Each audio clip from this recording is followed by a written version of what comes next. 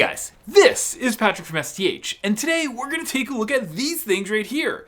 Now, these are two completely fanless 2.5 gig Ethernet, so definitely some networking, brand new Intel Atom CPU systems. Now, these Atom CPUs are actually the Intel Celeron N5105, and that is a brand new 10 nanometer Jasper Lake quad-core processor that is definitely a generation newer than the J4125 that we looked at previously. And you might be saying, well, Patrick, why do you have two of these? Aren't they the exact same? And the answer is actually no. There's a significant difference that we were not expecting between the two of them. So, well, that's just kind of ordering things on AliExpress, I guess. So in this video, what we're going to do is we're going to talk about these two units, talk what's similar, what's different.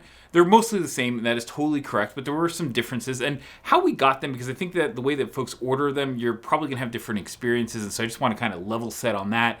But then we're also going to talk about performance, networking performance, software, all kinds of stuff, and then I'm going to give my key lessons learned, because I think that there's a better way to order these things, and we'll talk about that in a little bit. But before we get too far in it, let's talk about the high-level pricing. Okay, this unit over here, I purchased from the King Novi store on AliExpress. I got this one as a Barebones unit for a little over $228. However, I will say that these things right now, we just looked at them before recording this video, and they are going for under $220. So they have come down in price, and I know that in China, these things are actually even lower priced than what we see on AliExpress. So I think there is room for these things to still go down, but this is the Barebones unit that we got for about $228. And well, this one arrived in only about 8 days via DHL, because that was pretty darn fast. I ordered this one at the same time, and this one came from the Topton computer store. Now, this unit has the exact same N5105 processor, a slightly different motherboard that we'll get to, and then it also came with 16 gigabytes of memory, a 512 gig NVMe SSD, and the total cost for that was about $373. Now, of course, you are getting a fully complete system versus one that you have to kind of put together yourself. But on the other hand, you are also paying more, and that kind of, I don't know how I feel about that. But we're going to get to some of the pricing and some of the options that I think are actually really interesting towards the end in our key lessons learned section. But before that, let's get to the hardware. Now, one thing I do want to say is that we are doing two units, and I'm going to show some of the common features and also just the little differences between the two units. I actually thought that they were going to be the same, but they ended up not being the same when they arrived, and so that was definitely a lesson learned. So we're going to talk about that in this hardware section, and then I'm just going to kind of point out some of the differences, but we're not going to kind of go through each one individually, just because I don't want to do that. I don't think you want to sit there and listen to it, and if you do want that level of detail, I will say that we will link the main site article in the description, and you can go and kind of look through it a little bit more in terms of photos and just kind of thoughts on the different units and the binding experiences there, but we're just going to kind of do this as a combined review. Okay, but let's start looking at the hardware, and specifically, let's start with the big section that everybody wants to see, which is really the 2.5 gig Ethernet NICs. We have a total of 4 ports of 2.5 gig Ethernet. Now, these are Intel i225V, and they're specifically the B3, so the third stepping of these chips, which is super important because that's the more stable stepping. You're also going to see LED status lights, but then the other one is that you will see that there is a 12 volt power input. And why that's super important is that with the J4125 units, we have been using PoE splitters and just using these to go and power those units. So we're actually not using the power adapters that come with them. We're just using these little 2 amp, 12 volt PoE out, splitters. And these I do not think are necessarily what I would recommend for this system right here.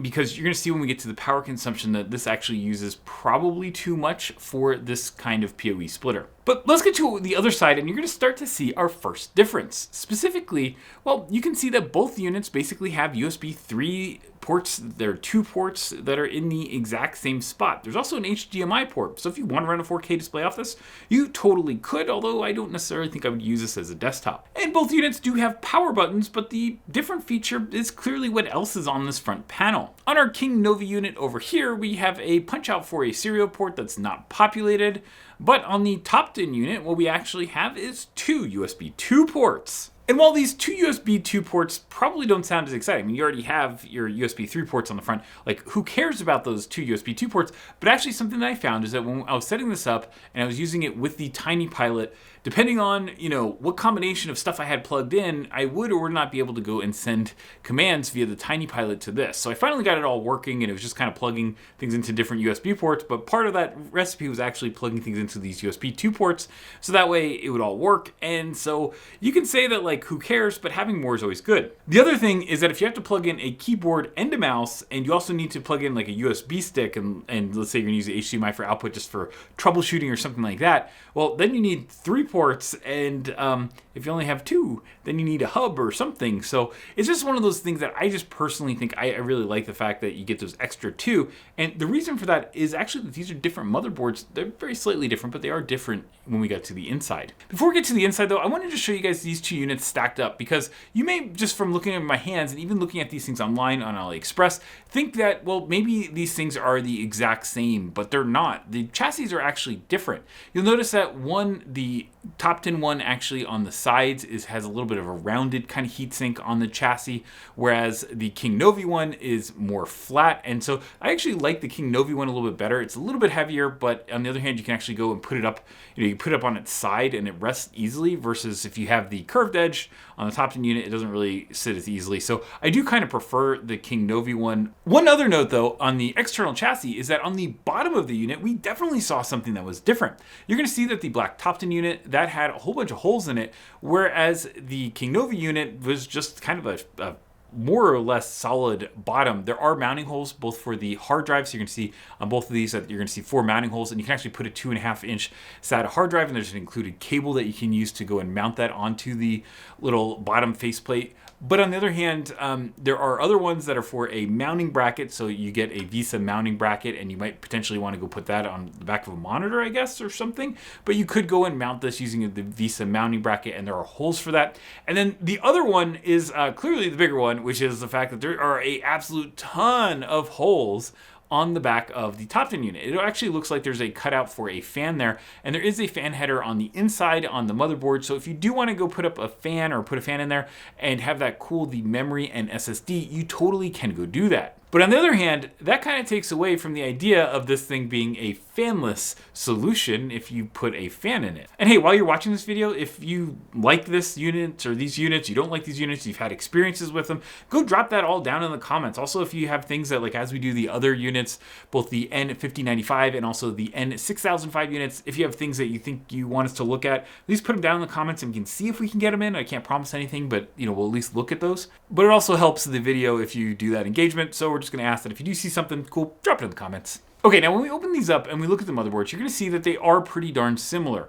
Now, the one difference, let's start with that difference, is really just to go and put the 2 USB ports on. Some of the other components had to move. And what you'll see is that the Topton unit has like a little beeper, and so this one has the little beeper, but what it lost is it lost like a little HDMI, looks like an HDMI pinout or something like that, that I've never figured out how to get connected, but it is there. It is labeled HDMI on the other unit, and so you're going to notice that these are not exactly the same motherboards. And the reason for that is that the Topton unit, or the one that we got from Topton, that is actually the V2, and the King Novi one is actually the version 1 of the motherboard. So I think that probably in the future you're going to see more of the V2s, but there was this V1 that is still coming out at about the same time. We ordered these basically at the exact same time. Something else I will quickly note is the fact that although we call these silent units, we have heard reports of other users having coil whine on the 51 or N5105 unit like this.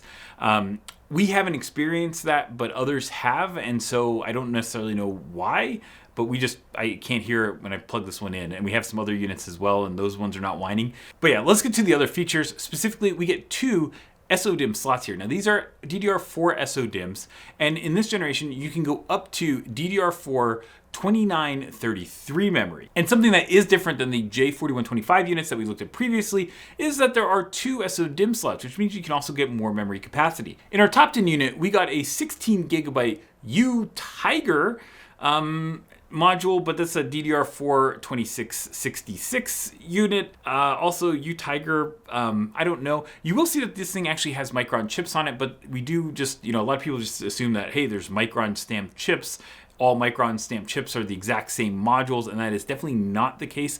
Micron memory chips are binned like other vendors, and so you never kind of know what's on these things. I personally wouldn't say that I would pay a premium price for this. Now, we haven't actually done this yet, but something that we probably will end up doing with the N6005 units, which are kind of a little bit faster units, is that we'll probably put 64 gigabytes of memory just to go and test whether the claim that these things support 64 gigabytes is actually true and valid.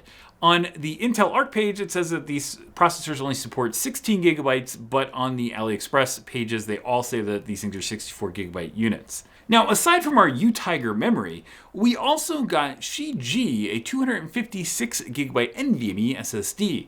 Now, that's one of the big features of this upgrade over the J4125 is that instead of having like a SATA SSD, we can actually go and get a M.2 NVMe SSD, which just feels a little bit more modern. Now, the one thing, there's a catch, is that these things are actually rated only at PCIe Gen 3 by 2, and the reason for that is that the Celeron N5105 only has a certain number of PCIe lanes, and so when you're using 4 of them just for the NICs, you kind of run out of lanes, and so that's why we have only 2 lanes that are going to the NVMe SSD, but still, it's better to have the 2 lanes versus have to go and run SATA. Now, we'll note that on the Topton M6 unit that we reviewed, we did a little mini PC review also with this Shiji, but a 512 gig SSD, same processor. I will just say that the thing that I definitely learned is that this does not give you good storage performance. Do not expect this to be the fastest, but on the other hand, even if you do get a really fast SSD, it won't really run at its full speed because you're only at a by 2, not a by 4. So I guess that's just kind of the name of the game, but I guess it also kind of means that it's a lower power. So okay, sure. Now on both boards, you're going to see that the NIC chips that are underneath the SSD are SLNMH, which is the B3 stepping of the Intel i225. That is super important because you don't really want the older generations. You do want the newer steppings, and it's nice that this actually has those. Now, we didn't really talk about this because we never really populate these, but I'm just going to cover it here because we got a lot of comments on our previous reviews, is that there is an MPCIe slot, and that MPCIe slot underneath, it actually has a SIM card. Now, you can allegedly order like a 3G, 4G like radio, and you can put that in there and have a SIM card. I guess we haven't tried it yet, so I'm not going to say that it definitely works, but it is for sale, so I assume that they have something that works. But you're going to see it in photos, and it's there.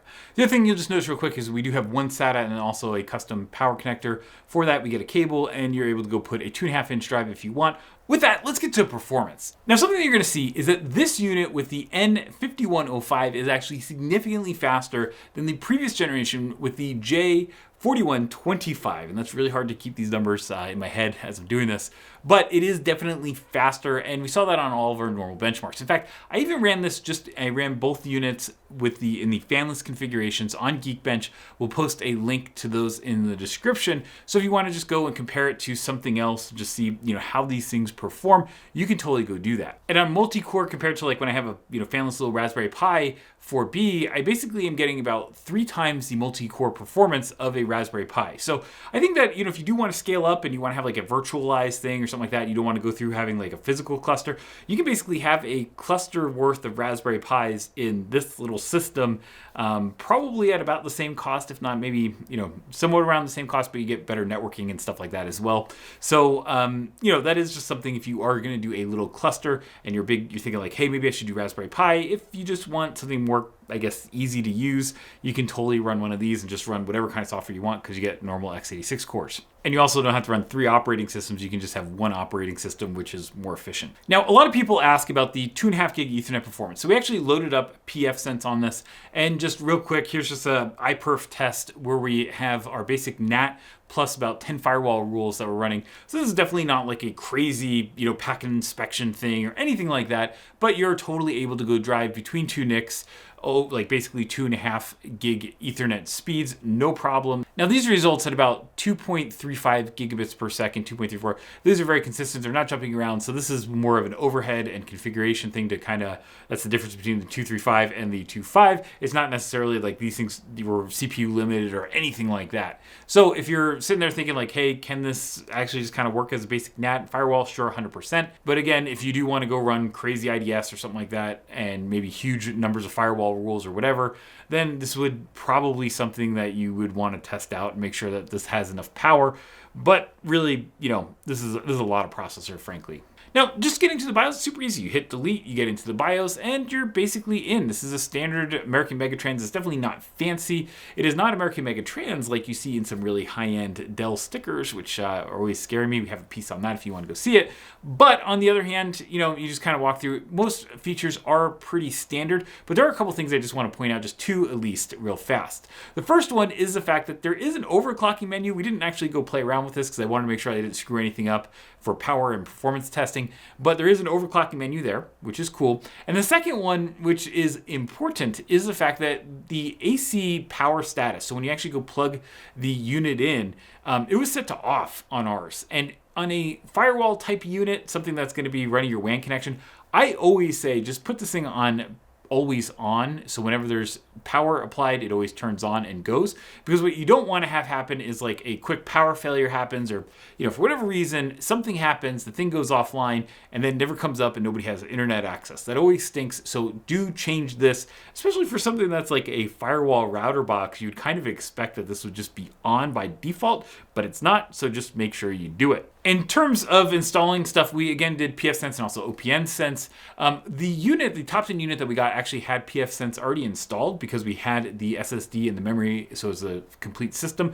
I totally just would say just reinstall pfSense. I really would not trust a pfSense that somebody else installed. So that's just my advice there. We also installed Proxmox VE 7.2, and we have a whole guide on that we already did. So we're just gonna link that in the description. But we actually ran pfSense and OPNsense, both of them, again, virtualized on this platform. So you do not need to go run, you know, with all 4 cores and all the memory and SSD and stuff running your firewall. You can actually use these systems for extra little things if you want. And in fact, that result where we had the 2.35 gigabits per second just kind of passing through NAT and a little bit of firewall, well, that is actually a result that we did when this was virtualized using pass-through NICs, and that's exactly what we have the guide on.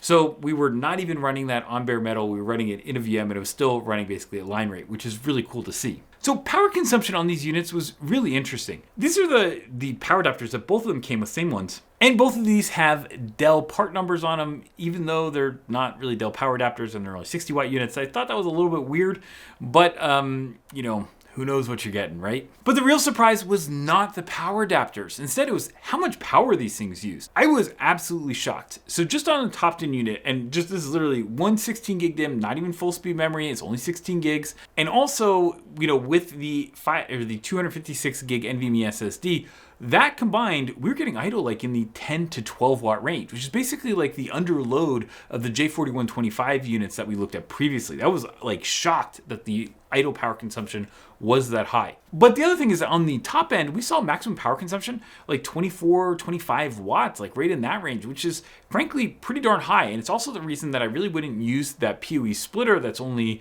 12 volt, 2 amps on that, because just to me, like there's no headroom, right? That's basically at the max, and there's definitely room to like go and configure this thing to a higher end configuration. For example, what I personally would do if I was configuring this myself is I would get 2 SODIMMs and I would put them into different slots.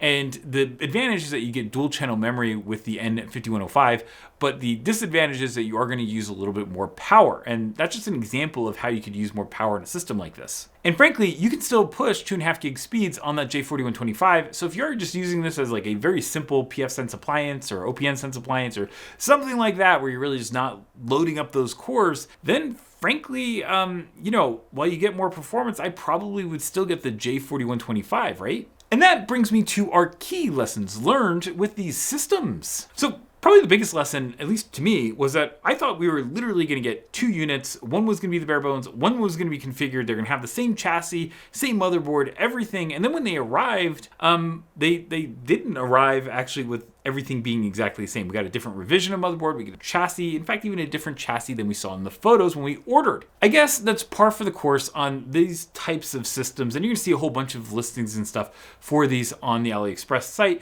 And so, you know, it's a little bit of the Wild West, but I think, you know, key features, I think these both have them. I do prefer the new V2 version over the V1. So for what that's worth, I guess that's good. The second key lesson learned is just, frankly, did we even purchase these in the correct way? And I frankly don't think that I did purchase them correctly.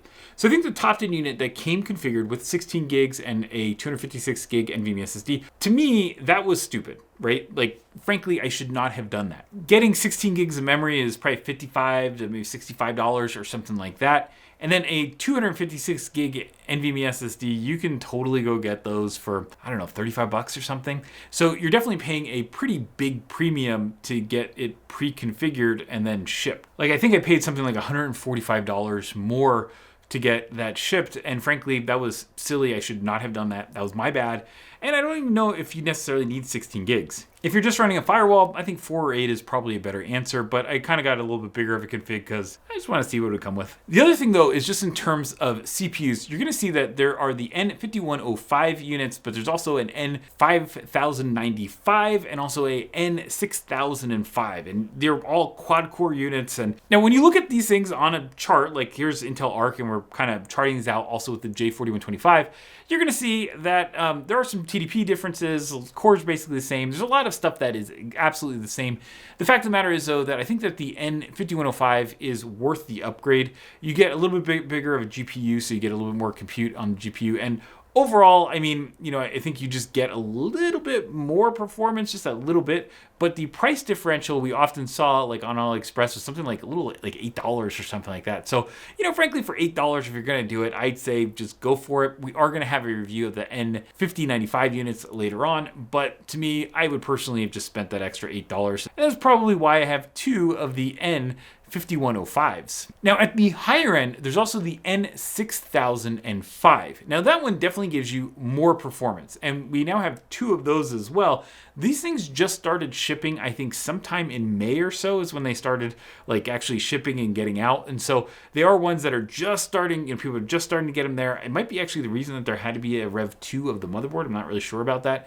But at the same time, you know, these are arriving and we have 2 of them now. So when I get back from travels, we'll definitely be looking at those. But on the other hand, again, I think that the J4125s that save you $70 are probably the units that if you just kind of need a pretty low-end unit, I would probably get that over these, just because I think the power consumption's lower and price is a lot lower, right? So both the initial and ongoing costs are lower, so I think that makes sense if you're not going to do something demanding. And the other thing I want to note, just because we had folks ask about it, is that we do have the Netgate 4100, and this is their kind of new appliance, and you know, just kind of flips over real quick, you actually do have 4 2.5 gig Ethernet ports plus some extra ports that are combo ports for WAN. And I will tell you that there's a pretty big difference between like this Netgate unit and these little units from AliExpress. Now, these metal chassis I think feel absolutely awesome, so I do really enjoy that. But you know, number one, I've opened this up and I've already taken pictures of this, so I kind of know what's inside here. And I will say that the Netgate unit is definitely nicer. I also know who the ODM, I don't know how far they went in this, but I know who the manufacturer is of the box that Netgate uses for this pfSense thing. And I will say that they are a pretty darn solid, reliable vendor. So it's definitely a little different than these where you really don't know like who's making them. I don't think I'm allowed to say who makes this, but it's definitely one that like, you know, Dell and like other large OEMs use to go make pretty quality cards and stuff.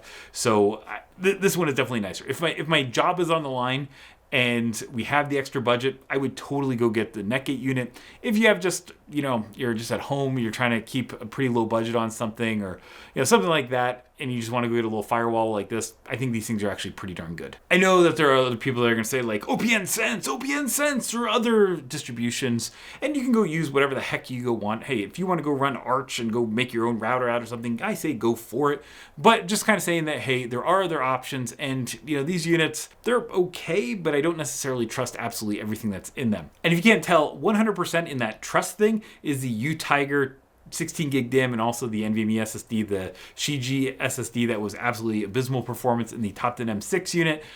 Frankly, I would stay away from the pre-configured one and just go get quality stuff that you know, at least the brand and stuff like that. So summing it up, yeah, I think that these things are totally awesome. I really like the fact that you do get more performance, although you are paying a lot more in terms of power for these units.